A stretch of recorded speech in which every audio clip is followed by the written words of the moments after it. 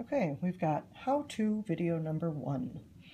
So we're going to start out by adding a song to GarageBand. So you've opened up the app. You're going to go to the plus sign. And when you go to the plus sign, it shows a bunch of instruments. And just for the sake of this first assignment, find the keyboard. Click on the keyboard. Look, piano keys. I'm going to record something very brief, and this is only for my assignment. This is not going to be any type of song. So I'm going to press the record button. You hear the clicking. As soon as the clicking 4 notes are clicked, now it's starting to record. Oh, that's a pretty song. I've had enough of that. I think I'll stop. I said stop. Okay. So I've got part of a song recorded. And it is not a masterpiece. However, I'm just saving this to practice making a song. So now I've got my beautiful masterpiece. I'm going to go up here to My Songs. And it's going to save it automatically. Now it says My Song 16. That's the number it happens to be on. I don't want to save it as My Song 16 because you need to be able to use this and find it. So I'm going to press the words until it does that. My Song 16, I don't want to call it that. This first one, you're going to give me your last name.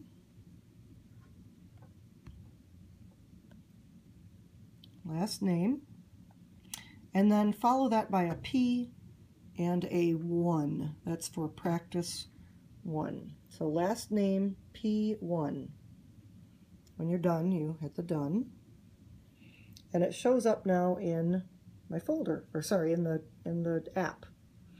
I need to create one more song though, because eventually we're going to get to where you have a folder.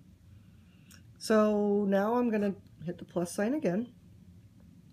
I'll go back to my keyboard, because it doesn't matter what you do. I'm going to just go to my keyboard. I'm going to hit the record button. We'll talk more about this later, but this is just to make an example.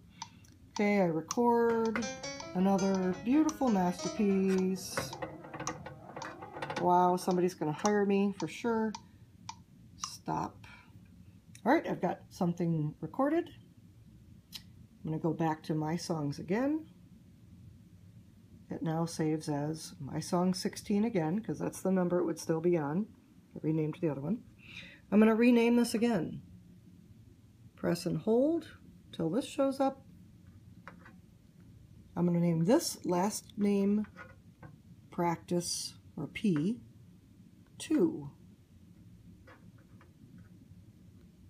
Oops, not 1, 2. Last name P2. So I'm done with this. Click done. All right, so I have last name P1 and last name P2. I'd like to make my own folder, just like this has a folder of several songs. I want to make these two in a folder. So you're going to make your own last name folder. So I'm going to press and hold until they start doing this. And then I'm just going to drag one right on top of the other one. All right, they pop up into a folder. And I'm going to name that folder My Last Name. Well, my last name is Schmidt.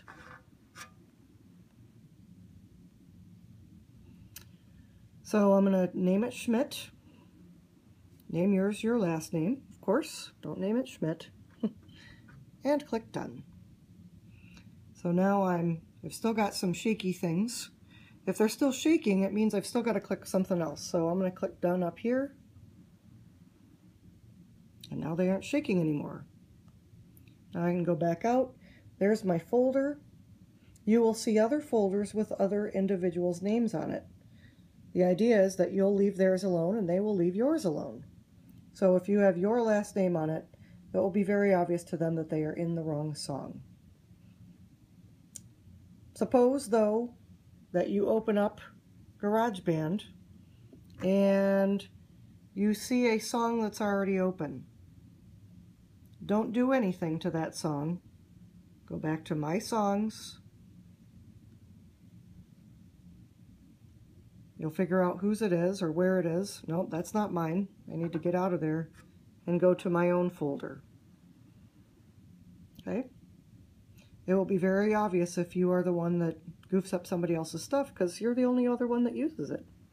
All right, that's the first lesson, creating 2 songs and creating a folder to put those 2 songs into.